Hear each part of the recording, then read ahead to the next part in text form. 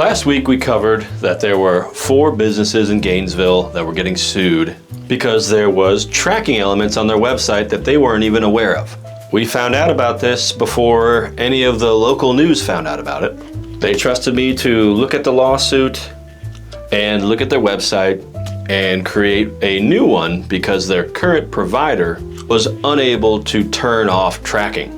And last week I promised, of course, that all of my legacy clients and my current clients, we would put on the consent form that actually works. And boy, did that take a lot longer than I thought, but we did it. So considering we did all of that work, I figured we would do a little bit more research. And what we found was since July 2025, over 140 businesses in Florida alone have been sued by the exact same person because their chatbots were wiretapping. Chatbots on your website could be collecting data that is HIPAA compliant or not HIPAA compliant. But what we've seen in the 4 lawsuits in Gainesville, that wasn't the case. They don't have a chatbot. These demand letters are not asking for a little bit of money. They're anywhere from $15,000 to $50,000 per business. Found out what typically triggers these lawsuits. Disclaimer here, I personally and my business personally cannot make you lawsuit proof, but we can look at the facts and come to our own assumptions about how to possibly lower risk. Again, not an attorney, not giving legal advice. So rated by risk, these are the top 4 things that are triggering these lawsuits that we've seen so far, that we've observed. Live chat bots on your website that records conversations, number 1. Number 2, session replay tools. You ever talked about or heard about heat maps and things like that? Basically, it'll record sessions and see what people are looking at on your website and what they're clicking on, just so that you can make a better marketing effort. Number 3, of course, are the ad pixels. This is the Facebook ads, Meta ads, Google ads, TikTok ads, things like that. Basically track if your ad is working. I talked about that a little bit in the past video, but found out there's more.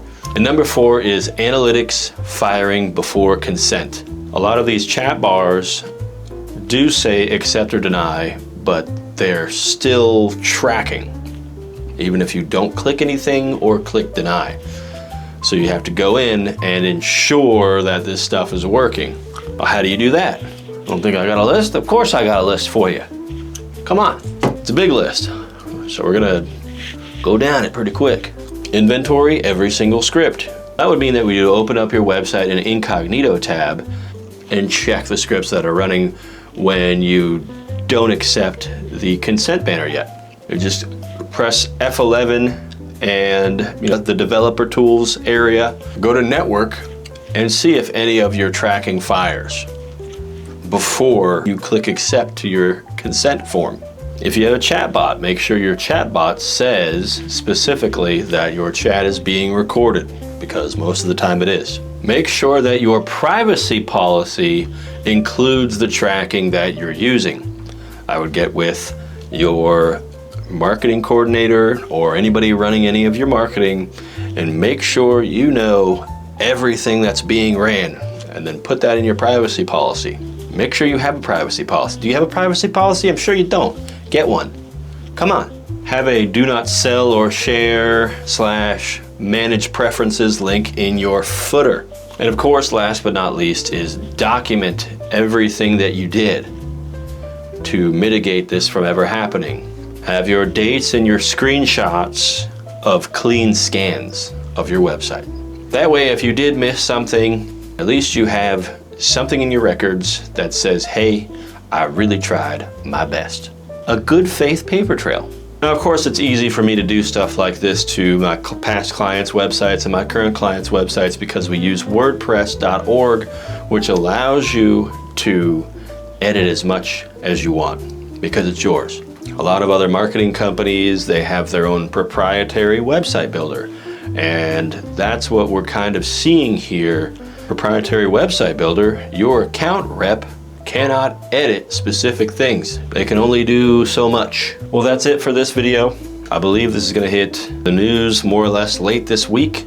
So if you are a medical facility or you has a medical facility that has a chatbot or just can't get a hold of their web developer to make these changes, send them my way.